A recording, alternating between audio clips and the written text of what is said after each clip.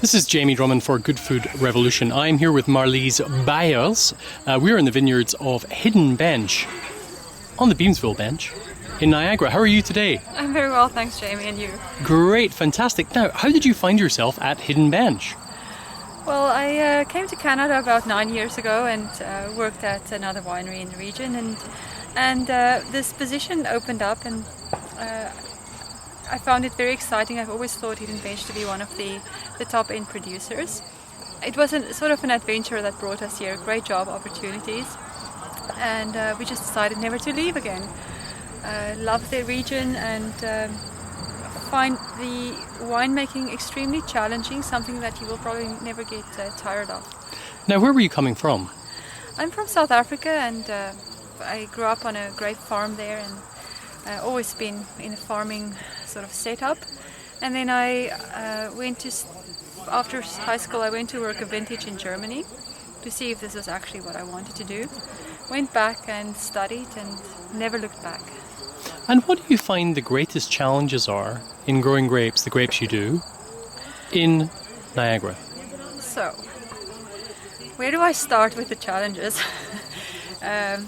Obviously, our climate is such that every year brings new characters and new challenges. We have a very humid summer, so disease pressure is very high.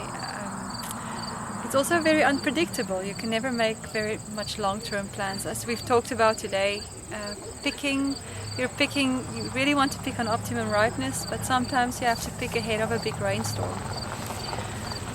Then our winters can be pretty harsh, as we've seen last year, although the vines can withstand most of it pretty well. I think the biggest challenge is the vintage variation. So, Marlize, what you're saying is that vintage variation is something that you actually enjoy in this region. I do enjoy it. It's much more interesting than having vintages that are all the same and the wines all taste the same and there's nothing exciting about or something that distinguishes them. Like, we're in a cool climate, so you really see the difference, the vintage variation. We've had seasons every year. You think, okay, I can apply what I've learned the previous seasons to this vintage, but you can only apply certain aspects of it, and then you're humbled and brought to your knees again with how little you know and how hard the vintage is. In the end, I think it challenges us. It challenges us to make great wines and grow great grapes, because that's ultimately where all the work is done. Now, you're certified organic here.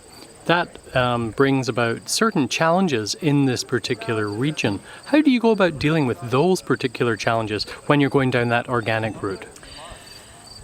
Growing organic is it's certainly challenging, but it's not more difficult or less effective than conventional sprays that you could put on. We are just more vigilant and check the vineyards much more often, I think. We get into the vineyards more. We have to monitor more closely. We don't have the luxury of having systemic products that gets taken up by the vine and protects it for long periods of time. I would say our attention to detail is just much improved. Now, you were saying you're on tender hooks right now because of this particular vintage, the 2014. How would you describe how things are right now in the vineyard?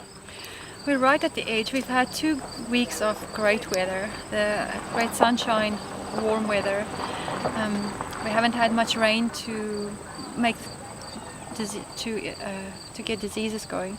So we're just waiting. If we can get another few weeks of this great sunshine, we can ripen everything.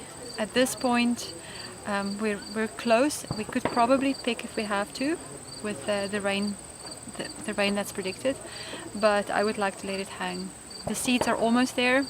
The seeds are basically brown and the phenolic ripeness is there on the Chardonnays, and this week we've seen the acids drop a little bit, so definitely an exciting vintage lying ahead.